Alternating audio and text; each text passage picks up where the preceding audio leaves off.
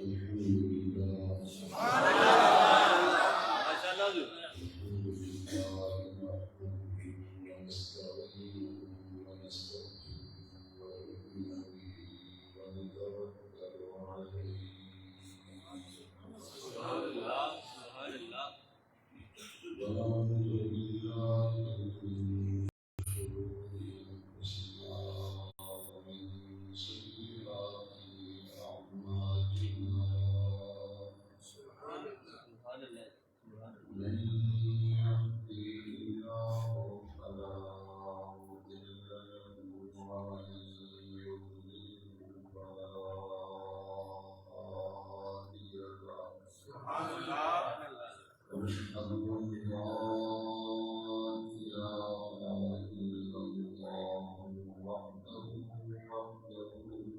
لا شريك له سبحان اللہ، ونشهد أن سيدنا ومولانا ومرجعنا ومأوانا محمدا عبده ورسوله صلى الله تعالى عليه وعلى آله وأصحابه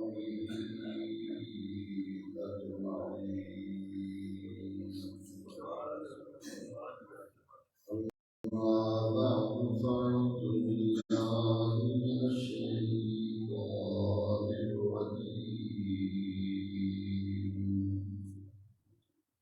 بسم الله الرحمن الرحيم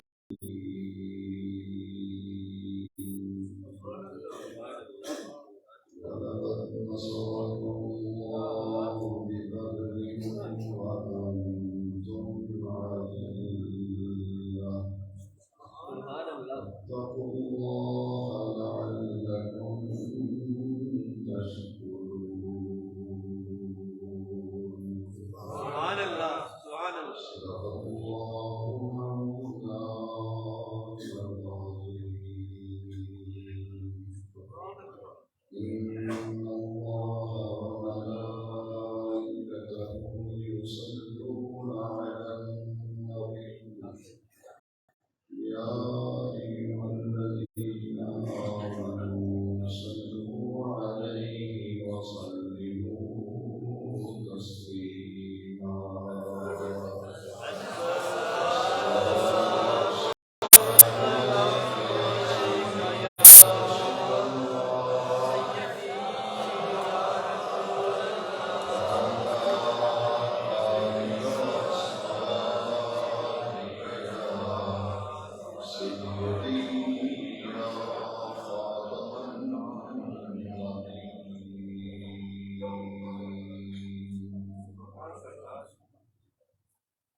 سب تعریفیں اس اللہ رب العزت کے لیے ہیں جس اللہ شریک لہ نے اپنے فضل و کرم کے ساتھ اپنے پیارے محبوب کریم صلی اللہ علیہ وسلم کے توفیل ہمیں نور ایمان عطا فرمایا۔ دعا ہے کہ مولا کریم جل مجدہ آخر دم تک ہمارے دلوں میں یہ نور ایمان قائم دائم اور ثابت رکھے۔ رمضان مبارک کا تیسرا جمعہ مبارک آج ہمیں نصیب ہو رہا ہے۔ اللہ کی اس عطا پر ہم اپنے رب کریم کا شکر ادا کرتے ہیں کہ خلاق عالم جل مجدہ الکریم نے ہمیں زندگی میں رمضان مبارک کی بہاریں نصیب فرمائی ہیں۔ دعا کرتے ہیں کہ خلاق عالم جل مجدہ زندگی میں بار بار اس مبارک مہینے کی برکتیں، رحمتیں خیر اور سلامتیاں اپنے دامن میں سمیٹنے کی ہمیں اللہ کریم توفیق عطا فرمائے۔ آج 16 رمضان المبارک ہے۔ 17 رمضان المبارک ایک ایسا عظیم دن ہے جس دن کو قرآن مجید میں یوم الفرقان کا ٹائٹل دیا گیا۔ حق اور باطل کا پہلا معرکہ، غزوہ بدر، جس کا دوسرا نام بدر الکبریٰ ہے، قرآن مجید میں اس دن کو یوم الفرقان، حق اور باطل میں فرق کرنے والا دن، 17 رمضان المبارک کو مدینہ منورہ سے 80 میل کے فاصلے پر میدان بدر میں ایسا معرکہ پیش آیا جس سے دودھ کا دودھ، پانی کا پانی ہو گیا، حق اور باطل میں فرق ہو گیا۔ قرآن مجید میں رب ذوالجلال نے سورہ الانفال میں غزوہ بدر کے حوالے سے بڑی تفصیل سے آیات مبارکہ نازل فرمائیں۔ میں نے سورہ آل عمران کی ایک آیت کریمہ تلاوت کی ہے جس میں رب ذوالجلال نے فرمایا وَلَقَدْ نَصَرَكُمُ اللَّهُ بِبَدْرٍ وَأَنْتُمْ أَذِلَّةٌ۔ رب ذوالجلال نے تمہاری مدد، تمہاری نصرت اس وقت کی تھی جب تم بدر میں بے سر و سامان تھے۔ وَلَقَدْ نَصَرَكُمُ اللَّهُ بِبَدْرٍ وَأَنْتُمْ أَذِلَّةٌ، جب تم کمزور تھے، بے سر و سامان تھے، تو اللہ کریم نے بدر کے میدان میں اس وقت تمہاری مدد کی۔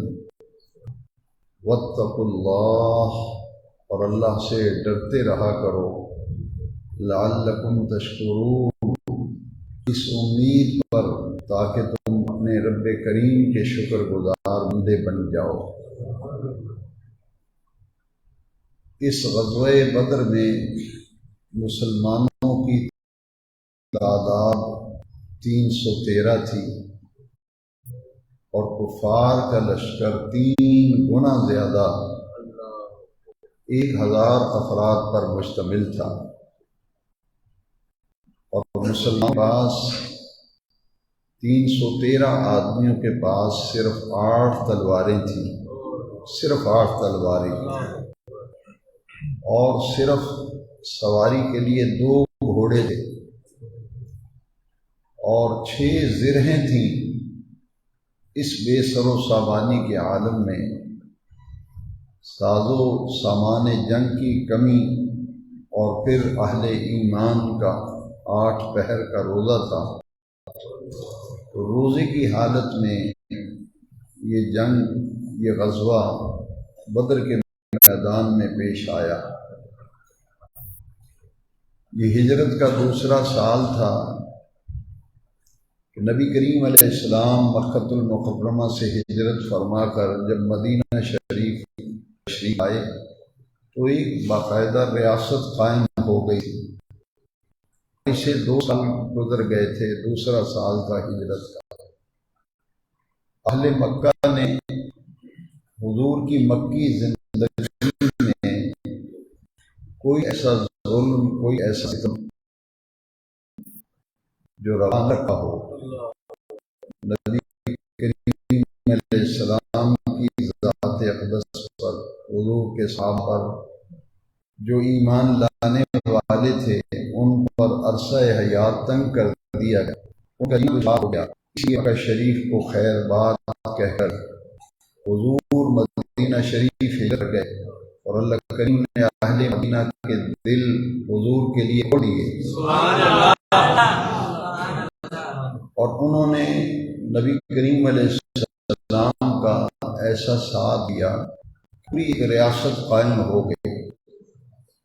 قریش مکہ نے جب دیکھا کہ یہ غریب، کمزور اور مسکین لوگ اس قدر طاقتور ہو گئے ہیں کہ انہوں نے باقاعدہ ایک ریاست قائم کر لی ہے، تو انہوں نے 1000 کا لشکر ترتیب دیا اور انہوں نے اپنے زیورات اتار کر دیے کہ اس کا شام میں جا کر یہ سونا فروخت کیا جائے، وہاں سے جنگ کا سامان لیا جائے اور مدینہ منورہ پر چڑھائی کر کے مسلمانوں کو ہمیشہ کے لیے ختم کر دیا جائے۔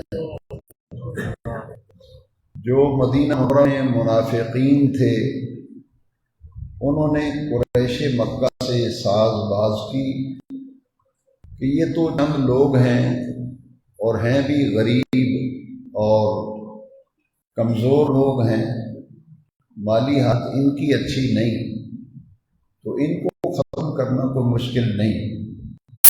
تو ابو جہل نے 1000 کا لشکر لے کر چڑھائی کرنے کے لیے مدینہ منورہ کی طرف جب روانہ ہوا تو نبی کریم علیہ السلام کو اس کی باقاعدہ اطلاع ملی، تو حضور نے اپنے دفاع کے لیے 313 جان نثار تیار ہوئے۔ مسجد نبوی شریف میں میٹنگ ہوئی، اجلاس ہوا، تو نبی کریم علیہ السلام نے صحابہ کو اطلاع دی کہ ایسا معاملہ ہے، عالم کفر حملہ آور ہونے کے لیے لشکر لے کے آ رہا ہے، تمہارا کیا مشورہ ہے؟ حضرت سیدنا صدیق اکبر رضی اللہ عنہ سب سے پہلے کھڑے ہوئے، ان کے بعد مہاجرین میں حضرت عمر فاروق اعظم کھڑے ہوئے اور انہوں نے عرض کی، یا رسول اللہ صلی اللہ علیہ وسلم، ہم قوم موسیٰ کی طرح نہیں ہیں کہ جب حضرت موسیٰ نے اپنی قوم سے کہا تھا کہ چلو فرعون کے مقابلے میں قتال اور جہاد کے لیے، تو موسیٰ علیہ السلام کی قوم نے جواب دیا تھا، فَاذْهَبْ أَنْتَ وَرَبُّكَ فَقَاتِلَا إِنَّا هَاهُنَا قَاعِدُونَ۔ قرآن مجید میں اللہ کریم نے فرمایا کہ موسیٰ علیہ السلام کی قوم نے جواب دیا کہ اے موسیٰ، تم جاؤ اور تمہارا رب جا کے لڑو، اِنَّا هَاهُنَا قَاعِدُونَ، ہم تو یہاں بیٹھ کے مزے لیں گے۔ جو مہاجر صحابہ تھے ان کی ترجمانی سب سے پہلے حضرت ابوبکر صدیق نے، پھر حضرت عمر نے، پھر حضرت مقداد نے کھڑے ہو کر عرض کیا تھا کہ حضور، ہم قوم موسیٰ کی طرح نہیں، اگر آپ ہمیں حکم فرمائیں گے تو آپ کے اشارہ ابرو پر ہم اپنی گردنیں کٹا دیں گے۔ حضور نے پھر ارشاد فرمایا کہ مجھے رائے دو کیا کرنا چاہیے۔ مدینہ منورہ کے جو بڑے قبیلے تھے، خاندان، ان کا حضور سے معاہدہ ہوا تھا کہ اگر کفار مکہ، دشمنان اسلام مدینہ شریف پر حملہ آور ہوں گے تو ہم آپ کا ساتھ دیں گے اور اپنی جانیں قربان کر کے آپ کا تحفظ کریں گے، لیکن اب حضور نے فرمایا کہ اس میں ہماری مشاورت ضروری ہے کہ ہم کیا کریں، مدینہ شریف میں رہ کر دفاع کیا جائے یا آگے بڑھ کر کے ان کا راستہ روکا جائے تاکہ وہ چڑھائی نہ کر سکے۔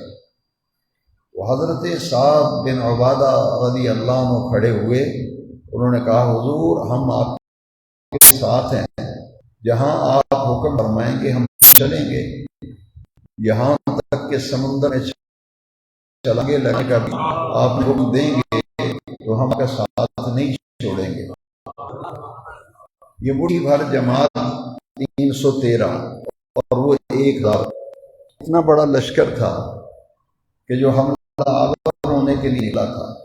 تو نبی کریم علیہ السلام مدینہ منورہ سے نکلے ان صحابہ کو لے کر 80 میل کے فاصلے پر بدر کا میدان، حضور بدر اور مدینہ شریف کے درمیان میں تھے کہ حضور کو مخری ہوئی خفیہ طریقے سے اطلاع ملی کہ ابو جہل 1000 کا لشکر لے کر میدان بدر میں موجود ہے۔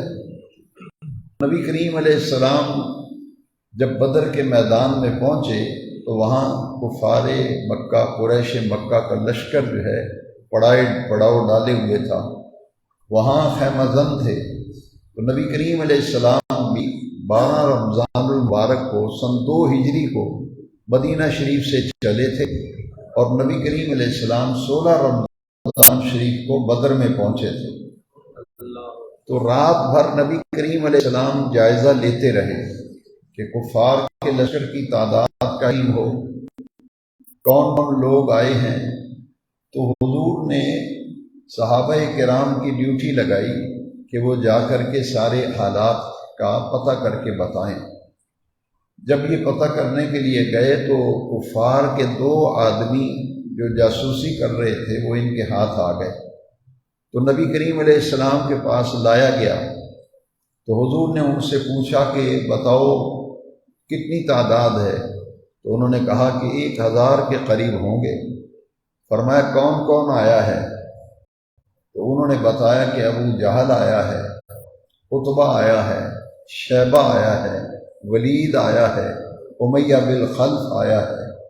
بڑے بڑے نامور سرداران قریش کے نام بتائے کہ یہ سب آئے ہوئے ہیں۔ سامان جنگ کیا ہے؟ 300 گھوڑ سوار، 300 گھوڑ سوار، اور مسلح اسلحہ ان کے پاس، تلوار، نیزے، تیر، زرہیں، پوری طرح سے سامان جنگ سے لیس ہو کے آئے ہیں۔ اور کھانے کے لیے ان کے پاس اونٹنیاں ہیں، اور اونٹنیاں ذبح کر کے روزانہ وہ گوشت کھاتے ہیں۔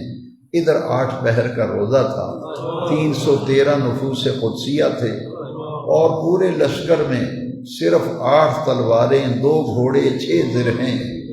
جب نبی کریم علیہ السلام نے میدان جنگ کا جائزہ لیا تو اللہ کریم نے پہلی مدد بدر میں یہ فرمائی کہ رات کو بڑی تیز بارش ہوئی، بہت تیز بارش ہوئی، اور وہ جگہ ریتلی تھی، وہاں اگر جانور پاؤں رکھتے تھے تو اس کے اندر دب جاتا تھا، چلنا دشوار تھا۔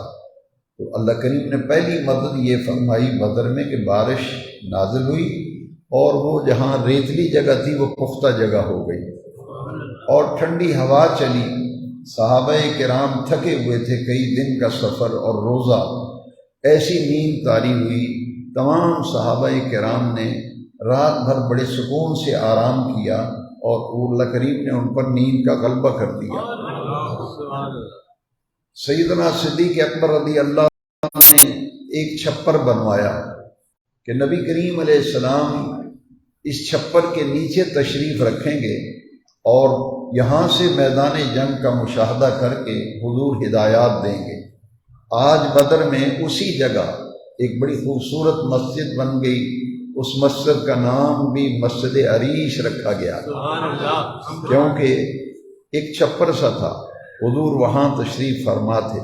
تو یہ رات نبی کریم علیہ السلام نے مناجات میں گزاری، عبادت میں گزاری۔ قرآن مجید میں رب ذوالجلال نے سورہ الانفال میں فرمایا استستغیثون ربکم فاستجاب لکم، جب تم اپنے رب سے دعا مانگ رہے تھے، جب رب سے مناجات کر رہے تھے، استستغیثون ربکم، تم اپنے رب سے، اپنے پروردگار سے مناجات کر رہے تھے، فاستجاب لکم، اللہ نے تمہاری اس دعا کو قبول کر لیا۔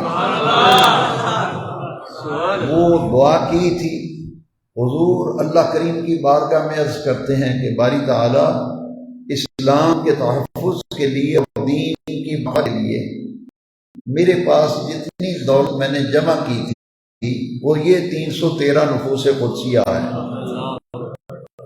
اے رب کریم، اگر اس مارکے میں، اس جنگ میں یہ پر لوگ ہلاک ہو گئے تو پھر قیامت تک تیری عبادت کرنے والا کوئی نہیں رہے گا، تیرا نام لینے والا کوئی نہیں رہے گا۔ حضور نے اس زاری سے دعا فرمائی کہ اللہ کریم نے فرمایا استستغیثون الی ربکم، جب تم اپنے رب سے مناجات کر رہے تھے، دعا مانگ رہے تھے، فاستجاب لکم، اللہ کریم نے تمہاری دعا کو قبول کر لیا، اور اللہ کریم نے تمہاری مدد کی۔ 1000 ملائکہ آسمانوں سے پے در پے نازل فرمائے۔ فرشتے پہلے نبیوں کی مدد کے لیے بھی آتے رہے، پہلے نبیوں کی مدد کے لیے آتے رہے، لیکن فرشتے لڑتے نہیں۔ انہوں نے پہلے تمام نبیوں پر ملائکہ اترتے تھے مگر کبھی لڑے نہیں، انہیں پتہ ہی نہیں تھا لڑائی کیا ہوتی ہے۔ لیکن اس جنگ میں اللہ تعالیٰ نے ملائکہ کو لڑنے کا حکم دیا۔ یہ وہ جنگ ہے جس میں آسمان سے 1000 فرشتہ آیا، پھر اللہ کریم نے اس تعداد کو بڑھا کر 3000 کر دیا، پھر اس تعداد کو بڑھا کر 5000 کر دیا، اور آسمانوں سے نصرت الہی نازل ہوئی۔ حدیث شریف میں ہے کہ صحابہ کہتے ہیں کہ جس کافر کے ساتھ لڑنے کے لیے ہم تلوار اٹھاتے تھے، قبل اس کے کہ ہم تلوار کا وار کریں ہم دیکھتے تھے کہ اس کی گردن کٹ کر ادھر جا کے یہ پہلی جنگ ہے، یہ پہلی جنگ ہے جس میں فرشتوں نے لڑائی کی اور فرشتوں نے جنگ کی۔ بے سر و سامان صحابہ کرام، لڑنے کے لیے کوئی سامان ہی نہیں ہے، 8 پہر کا روزہ ہے۔ ایسی نصرت، ایسی مدد آئی کہ اللہ کریم نے فرمایا فاستجاب لکم ربکم، تمہارے رب نے تمہاری اس مناجات کو، اس دعا کو قبول فرما لیا۔ اور محبوب کریم نے جس درد اور سوز کے ساتھ یہ رب کی بارگاہ میں دعا کی تھی کہ اے رب کریم یہ مٹھی بھر لوگ اگر ہلاک ہو گئے تو قیامت تک تیرا نام لینے والا کوئی نہیں رہے گا۔ یہ پہلی جنگ ہے، فرشتوں نے باقاعدہ جنگ کی، اور اللہ کریم نے فرشتوں کو حکم دیا کہ ان کی گردنوں پر چوٹیں لگاؤ، ان کی سورہ الانفال پڑھیے، اور اگر ان کی گردن پر چوٹ لگتی ہے، یہ بچتا ہے تو پھر ان کے ٹخنوں پر لگاؤ۔ تو ملائکہ نے باقاعدہ جنگ کی، اور اس جنگ میں صحابہ کہتے ہیں ہم دیکھتے کہ ہمارے وار کرنے سے قبل ہی اس کی گردن کٹ جاتی تھی۔ تو صحابہ نے حضور سے عرض کیا کہ یہ کیا معاملہ تھا؟ حضور نے فرمایا جس کی طرف تم ارادہ کرتے تھے اللہ کریم فرشتے کی ڈیوٹی لگا دیتا تھا کہ اس کی جگہ تم نے حملہ کرنا ہے۔ تو یہ غزوہ بدر کا ایک انفرادی پہلو ہے کہ جس میں فرشتے اترے اور فرشتوں نے مسلمانوں کے شانہ بشانہ جنگ کی تھی۔ سب سے پہلے مکے کے سرداروں میں سے چوٹی کا سردار تھا عتبہ، بڑا نامور سردار تھا۔ وہ جب نکلا تو اس نے کہا کہ کون ہے جو ہمارے ساتھ مقابلہ کرے گا؟ تو مدینہ منورہ کے 2 انصاری، انہوں نے کہا یہ ہمارے مہاجر بھائی ہیں، پہلے ہم لڑیں گے۔ تو جو انصاری صحابہ تھے وہ جب نکلے میدان میں تو انہوں نے کہا کہ ہم مدینے کے کاشتکاروں سے ہمارا مقابلہ ہی نہیں، ہمارا مقابلہ ہے مکے کے قریشیوں سے، تمہارے اندر کوئی قریشی ہے تو آئے ہمارے مقابلے میں۔ تو سب سے پہلے میدان میں اس وقت نکلنے والے کون تھے؟ سید الشہداء حضرت امیر حمزہ رضی اللہ۔ سب سے پہلے نکلنے والے حضرت علی تھے رضی اللہ تعالی، حضرت ابو عبیدہ تھے۔ یہ تینوں نکلے، اور ادھر بھی 3 تھے، کیونکہ اس زمانے میں جو جنگ ہوتی تھی ایک کے مقابلے میں ایک ہوتا تھا۔ تو حضرت سیدنا امیر حمزہ رضی اللہ نے جب عتبہ کو دیکھا کہ للکار رہا ہے تو آپ اس کے مقابل میں گئے اور ایک ہی وار میں اس کی گردن کاٹ کے رکھ دی۔ حضرت سیدنا علی شیبہ کے مقابلے میں آئے، آپ نے ایک وار کیا، شیبہ کو بھی واصل جہنم کر دیا۔ اور ولید حضرت ابو عبیدہ کے مقابلے میں آیا تو اس نے، چونکہ حضرت ابو عبیدہ بوڑھے تھے، اس نے جب تلوار کا وار کیا تو حضرت ابو عبیدہ زخمی ہو گئے۔ تو حضرت سیدنا علی کرم اللہ تعالی وجہ کریم نے دیکھا کہ بوڑھے صحابی کو زخمی کر دیا ہے تو آپ آگے بڑھے اور آپ نے ایک ہی وار میں ولید کو واصل جہنم کر دیا۔ یہاں سے شروعات ہوئی۔ حضور نے فرمایا کہ مسلمان پہل نہیں کریں گے۔ نبی کریم علیہ السلام نے فرمایا جب تک میں نہ کہوں تم نے لڑنا نہیں ہے۔ اب ایک کے مقابلے ایک جب رسید ہو گئے اور ان کے لاشیں تڑپنے لگے تو ابو جہل نے جوش دلایا، اہل مکہ کو کہا کہ کب تم منظر دیکھتے رہو گے، ایک ایک جاتے رہو گے تو قتل ہوتے رہو گے۔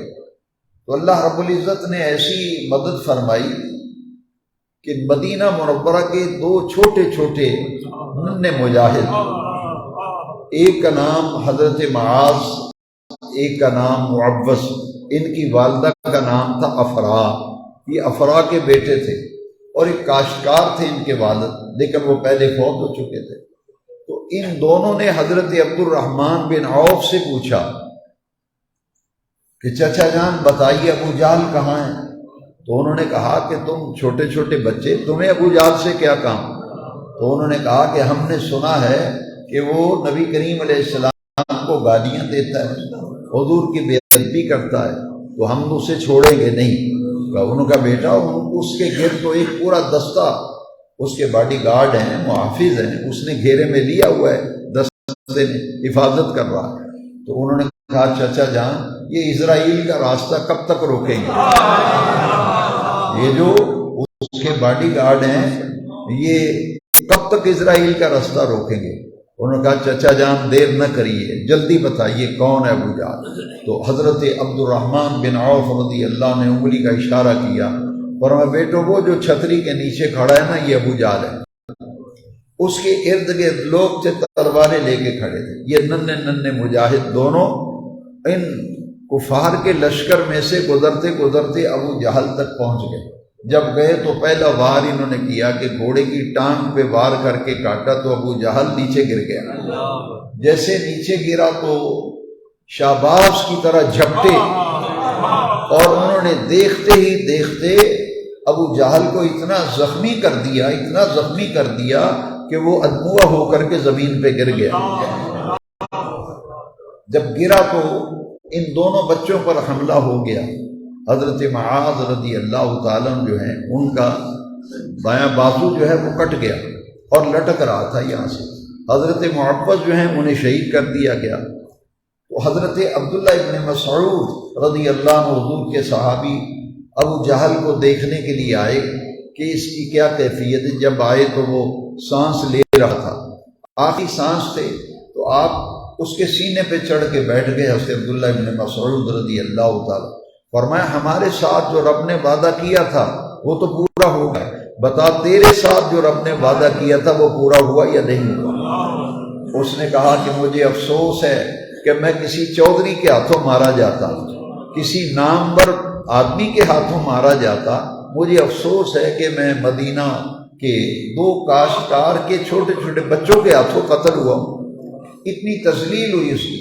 پھر حضرت عبداللہ ابن مسعود اس کی گردن کاٹنے لگے تو آخر وقت میں بھی اس میں رعونت رہی۔ اس نے کہا کہ میری گردن کو ذرا نیچے سے کاٹنا تاکہ جب میری گردن پڑی ہو تو پتہ چلے سردار کی گردن۔ تو ابو جہل کو واصل جہنم پھر حضرت عبداللہ ابن مسعود نے وار کیا تو وہ موت کی آغوش میں چلا گیا۔ نبی کریم علیہ السلام نے غزوہ بدر کے بعد حضرت عبداللہ بن مسعود سے فرمایا کہ مجھے ابو جہل کی خبر لا کے دو۔ کہا حضور وہ تو مارا گیا ہے۔ تو حضور عبداللہ ابن مسعود حضور کو لے کر ابو جہل کی لاش پہ آئے تو حضور نے فرمایا یہ حضرت موسیٰ علیہ السلام کی امت کا فرعون تھا، یہ میری امت کا فرعون ہے۔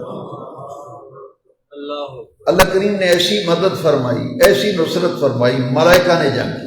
نبی کریم علیہ السلام نے ریت کی مٹھی اٹھائی، اس میں کنکر بھی تھے، بدر کی مٹی بھی تھی، ریت بھی تھی۔ حضور نے مٹھی بھر کے کفار کی طرف ایسے پھینکی، حضور نے فرمایا شاہت الوجوہ، شاہت الوجوہ، 2 مرتبہ حضور نے فرمایا چہرے بگڑ گئے، چہرے بگڑ گئے۔ اللہ کریم نے اس ریت کو، اس مٹی کو ہر کافر کی آنکھوں تک پہنچا دیا، آنکھوں تک پہنچا دیا۔ بھگدڑ بچ گئی، 70 کافر مارے گئے، 70 کافر مارے گئے، بھگدڑ مچ گئی اور میدان چھوڑ کر کفار بھاگ گئے۔ اور اس غزوے میں 70 کافر مارے گئے، 14 صحابہ کرام شہید ہوئے، 14 صحابہ کرام، 313 میں سے 14 صحابہ شہید ہوئے۔ ان میں سے 8 انصار مدینہ تھے اور 6 مہاجر صحابہ تھے جو میدان بدر میں شہید ہوئے تھے۔ اللہ رب العزت نے علیہ السلام کو فتح عطا فرمائی، اور ریت کی مٹھی سرکار نے پھینکی تو کفار کی آنکھوں تک اللہ نے انہیں پہنچایا اور بھاگ گئے کفار۔ حضور فرمایا چہرے بگڑ گئے، میدان سے وہ بھاگ گئے اور 70 آدمی قیدی ہو گئے۔ کفار کے لشکر میں 70 قیدی ہو گئے اور 70 مارے گئے۔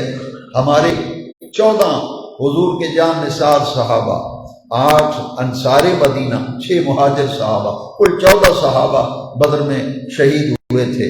تو نبی کریم صلی اللہ علیہ وسلم کو نصرت اور مدد کا اللہ نے وعدہ کیا۔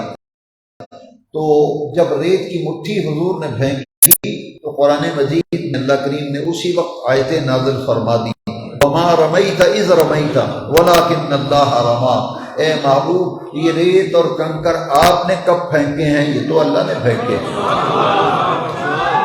یہ وہ جنگ ہے جس جنگ میں اہل اسلام کو فتح۔ کچھ ایسے واقعات اس جنگ میں پیش آئے۔ 70 قیدی تھے۔ حضرت عباس رضی اللہ عنہ حضور کے چچا تھے، ابھی کلمہ نہیں پڑا تھا، مسلمان نہیں ہوئے تھے، وہ کافروں کی طرف سے حضور کے خلاف لڑنے کے لیے آئے تھے۔ تو آپ کا قد ذرا لمبا تھا، حضور کے چچا حضرت عباس دراز قد تھے اور بڑا مضبوط جسم تھا اور بڑی طاقتور شخصیت تھی، لیکن اللہ کریم نے ایک چھوٹے سے قد کے صحابی تھے، انہوں نے ایسا قابو کیا حضور کے چچا کو کہ رسیوں سے باندھ دیا، رسیوں سے باندھ کر جکڑ کر کے قیدی بنا کے لے آئے۔ اور جس خیمے میں قیدی رکھے ہوئے تھے تو حضرت عباس رضی اللہ عنہ کو چونکہ مشقیں کسی ہوئی تھی، رسیوں سے باندھا ہوا تھا، تو ان کے رونے اور گر گرانے کی جب آواز آئی تو حضور نے دیکھا کہ کون رو رہا ہے؟ کہا حضور آپ کا چچا جو ہے اسے باندھا گیا ہے، چچا جو ہے گرفتار ہو گئے ہیں۔ تو نبی کریم علیہ السلام نے صحابہ سے مشورہ کیا قیدیوں کا کیا کرنا ہے، ان کے بارے میں کیا طرز عمل رکھا جائے۔ تو مشاورت کے بعد حضرت عمر رضی اللہ عنہ نے کہا کہ حضور، حضرت صدیق اکبر نے سب سے پہلے رائے دی کہ حضور ان قیدیوں سے فدیہ لے کر چھوڑ دیا جائے، فدیہ لے کے چھوڑ دیا جائے۔ حضرت عمر نے کہا حضور میں ابو بکر کی رائے سے اتفاق نہیں کرتا، میں رائے سے اتفاق نہیں کرتا، حضور یہ ہمارے رشتہ دار ہیں۔ کیونکہ بدر کے معرکے میں ایک خاص پہلو یہ تھا کہ بھائی بھائی کے مقابلے میں تھا، ماموں اور بھانجا مقابلے میں، چچا اور بھتیجا مقابلے میں، یہاں کے صدیق اکبر کا بیٹا مقابلے میں تھا، صدیق اکبر کا بیٹا مقابلے میں تھا۔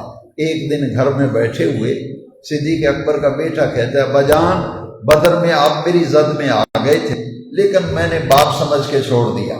جب مقابلہ ہو رہا تھا بھائی کے مقابلے میں بھائی، بھتیجا چچا کے مقابلے میں، ماموں اور بھانجے کے مقابلے، جنگ ہو رہی ہے، ایک ہی خاندان ایک ہی قبیلہ تھا، مگر دیکھیے دین کی محبت اور نظریے کے لیے انسان کو کس حد تک جانا چاہیے۔ انہوں نے کہا حضور اگرچہ برادری ہے، اگرچہ رشتہ داری ہے، خاندان ہے، مگر جو حضور آپ کا کچھ نہیں لگتا، میرا کیا لگتا ہے، میرا کیا لگتا ہے۔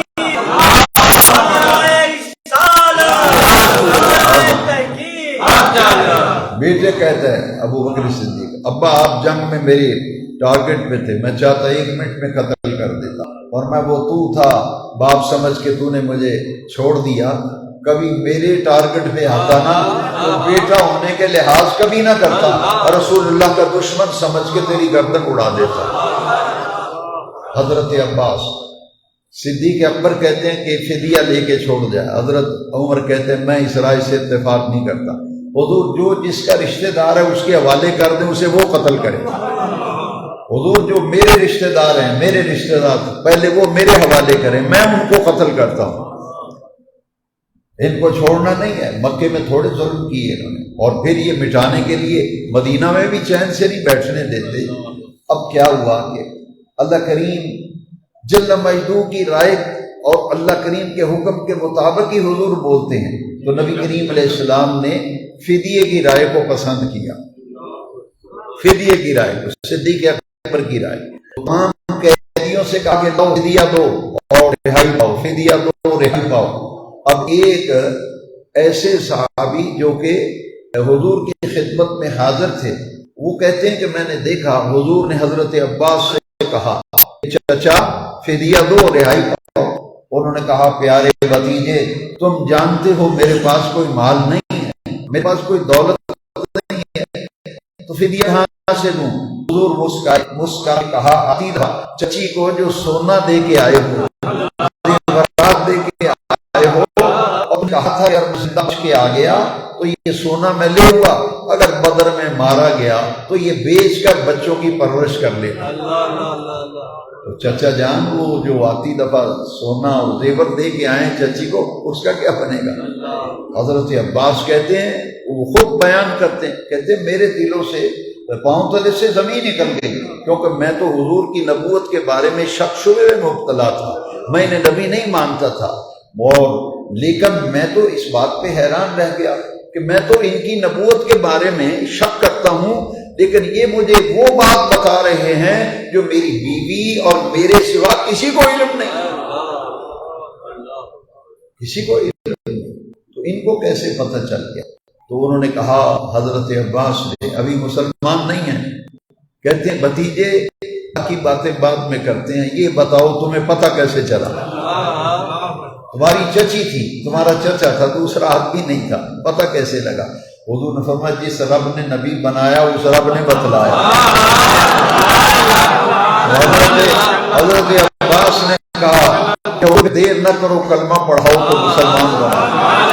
حضرت عباس رضی اللہ یہ حضور کی علم غیب کی وجہ سے کلمہ پڑھا تھا، حضور کی علم غیب کو دیکھا، اور وہ تمام شکوک و شبہات جو حضور کی نبوت کے بارے میں تھے وہ سب دور ہو گئے کہ یہ پیغمبر تو رکھتا ہے دلوں کی خبرداری، یہ تو میرا اور میری بیوی کا معاملہ تھا، سونا دینے کا تو ان کو کیسے پتہ چل گیا؟ یہ حضور کی عادت مبارکہ تھی کہ جس غزوے میں تشریف لے جاتے، فتح ہوتی تو آپ وہاں 3 دن تک حضور غزوے سے فراغت کے بعد 3 دن قیام فرماتے تھے۔ تو 17 رمضان کو یہ حق اور باطل کا پہلا مارکا ہوا، پہلی لڑائی ہوئی، صرف 313 ادھر 1000 اور پھر سامان جنگ کی کمی۔ اللہ کریم نے فرمایا ہم نے تمہاری مدد اس وقت کی بدر میں جب تم بے سر و سامان تھے، اور یہ جب غزوہ بدر ہوا 3 دن حضور نے قیام فرمایا، حق باطل کے پہلے مارکا، جس کو قرآن میں بدر الکبریٰ بھی کہا، اس کو قرآن میں یوم الفرقان بھی کہا، نصرت الہی کے تذکرے سورہ الانفال میں آئے، پورے عالم پر مسلمانوں کی دھاک بیٹھ گئی، اور وہ دھاک آج تک پوری دنیا کے دلوں پر بیٹھی ہوئی ہے۔ جو بدری صحابہ کی قربانیاں تھیں، قرآن مجید میں اللہ تبارک و تعالیٰ نے ان بدری صحابہ کے مقام اور مراتب کے عرفہ و اعلیٰ ہونے کا ذکر سورہ الانفال میں فرما دیا۔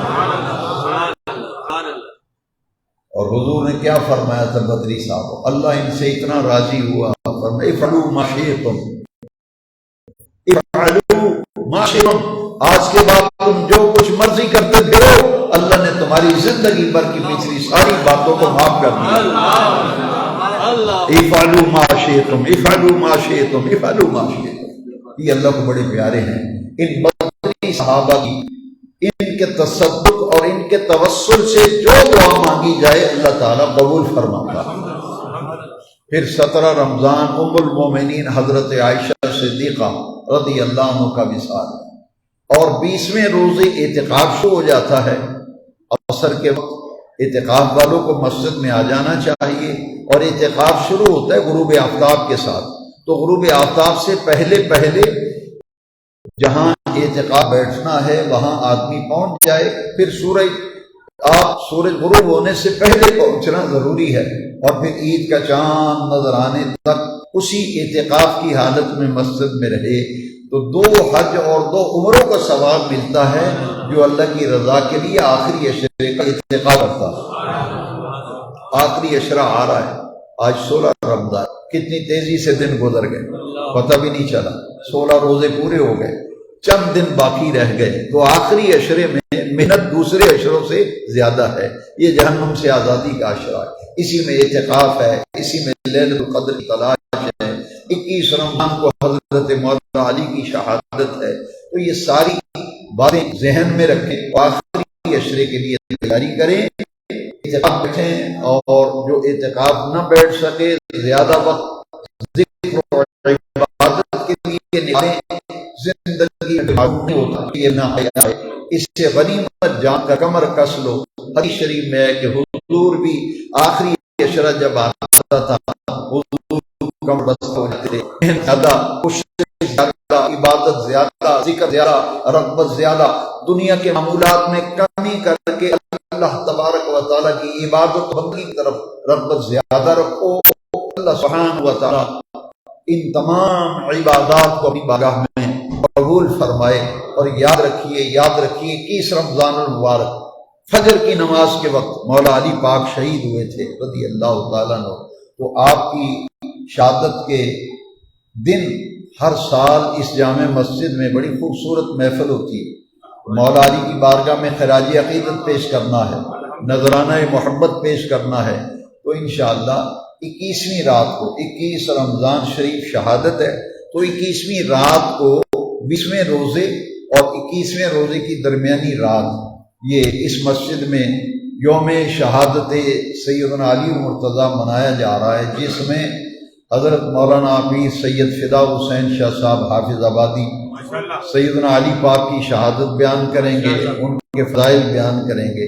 27ویں رات کو سالانہ محفل ہوتی ہے شب بیداری۔ اس دفعہ ہم نے بین الاقوامی نعت خوان ہیں الحاج شہزاد حنیم مدنی، ان کو خصوصی طور پر دعوت دی ہے، لیلۃ القدر کی شب و تشریف لائیں گے، ان ساری محفلوں کے اندر شریک ہو کے ثواب دارین حاصل کریں۔